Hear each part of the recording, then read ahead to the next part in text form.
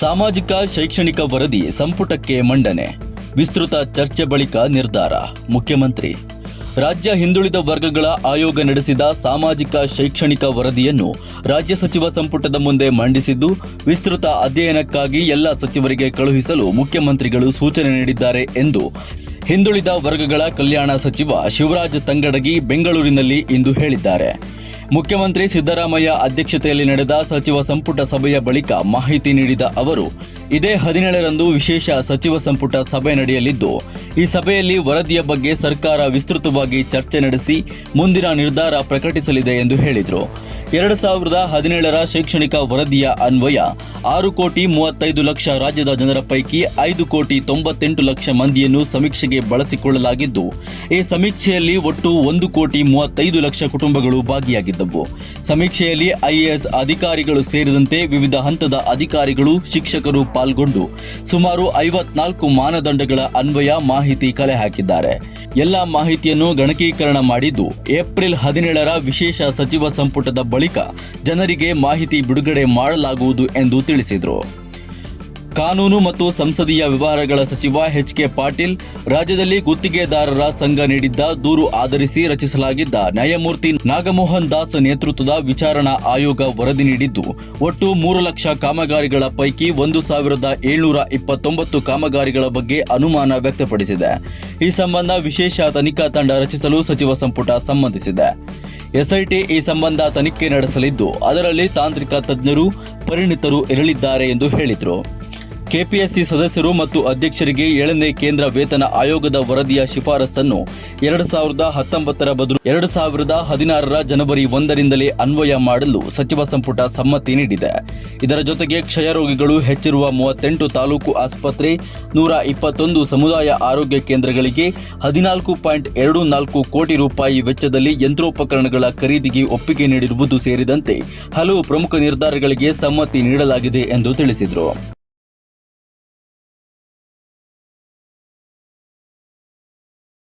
ತಹಸೀಲ್ದಾರರು, ಆಯುಕ್ತರು, ನಗರಸಭೆಯ ಮುಖ್ಯಾಧಿಕಾರಿಗಳು, ಪುರಸಭೆ ಮತ್ತು ಕಂದಾಯ ಅಧಿಕಾರಿಗಳು ಚಾರ್ಜ್ ಅಂದರೆ ಇವ್ರ ಜವಾಬ್ದಾರಿ ಅಂದರೆ 727 ಅಧಿಕಾರಿಗಳು.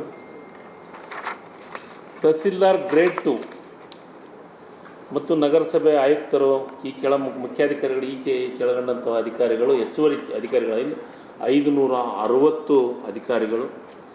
ಶಿಕ್ಷಕರು ಈ ಗಣತಿಯನ್ನು ಮಾಡುವಂಥ ಶಿಕ್ಷಕರು 1,33,825. ಈ ಕೃಷಿ ಇಲಾಖೆ ಅಧಿಕಾರಿಗಳು, ತೋಟಗಾರಿಕೆ ಇಲಾಖೆ ಅಧಿಕಾರಿಗಳು, ಪಂಚಾಯತ್ ಅಭಿವೃದ್ಧಿ ಇಲಾಖೆ PDO ಇವರೆಲ್ಲ, ಕಂದಾಯ ವಿಲೇಜ್ ಅಕೌಂಟ್ ಇವರೆಲ್ಲ ಸೇರಿ 22,190. ಈ ಮಾಸ್ಟರು, ಟ್ರೈನರು ಇವ್ರಿಗೆಲ್ಲರಿಗೂ ಯಾವ ರೀತಿ ಸಮೀಕ್ಷೆ ಮಾಡಬೇಕನ್ನೋದನ್ನು ಟ್ರೈನ್ ಮಾಡಿದಂಥವ್ರು 2,588. ಅಂದರೆ ಈ ಒಟ್ಟಾರೆ ಈ ಸಮೀಕ್ಷೆಯೊಳಗೆ ಅಧಿಕಾರಿಗಳು ಕೆಲಸ ಮಾಡಿದ್ದು 1,60,000 ಅಧಿಕಾರಿಗಳು ಈ ಸಮೀಕ್ಷೆಯೊಳಗೆ ಕೆಲಸವನ್ನು ಮಾಡಿದ್ದಾರೆ. ಅದರ ಜೊತೆಗೆ ಈ ಸಮೀಕ್ಷೆಯೊಳಗೆ ಒಂದು ಬುಕ್ಲೆಟ್ ಕೊಟ್ಟಿದ್ದೀವಿ ನಾವು. ಆ ಬುಕ್ಲೆಟ್ದೊಳಗೆ ಕನಿಷ್ಠ ಎಲ್ಲರ ಮಾಹಿತಿ, ಎಲ್ಲ ರೀತಿಯ ಮಾಹಿತಿ, ಕನಿಷ್ಠ 54 ಮಾನದಂಡಗಳನ್ನು, ಅಂದರೆ ಆ ಕುಟುಂಬಕ್ಕೆ ಏನೇನು ಬೇಕು, ಅವನ್ನೆಲ್ಲ ಏನೇನು ಇರಬೇಕು, ಏನೇನು ಮಾಹಿತಿ ಇರಬೇಕು ಅನ್ನೋದನ್ನು 54 ಮಾನದಂಡಗಳು ಪೂರ್ಣ ಕಂಪ್ಲೀಟ್ ಆಗಿದೆ. ಇದಾದಮೇಲೆ ಈಗ ಇವತ್ತು ಎಲ್ಲ ವಿಚಾರವನ್ನು ಯಾರಿಗೂ, ಯಾಕಂದರೆ ಇವತ್ತೇ ನಾವು ಅದನ್ನು ಏನು ವರದಿ ತೊಗೊಂಡ್ಮೇಲೆ ನಾವು ಅದನ್ನು ಇವತ್ತು ಬಿಡುಗಡೆ ಆಗಿದೆ. ಇವತ್ತು ಎಲ್ಲ ಮಂತ್ರಿಗಳಿಗೆ ಎಲ್ಲದರ ಡೀಟೇಲ್ಸನ್ನು ಕೊಡುವಂಥ ಕೆಲಸವನ್ನು ಮಾಡ್ತೀವಿ. ಆದಷ್ಟು ಬೇಗ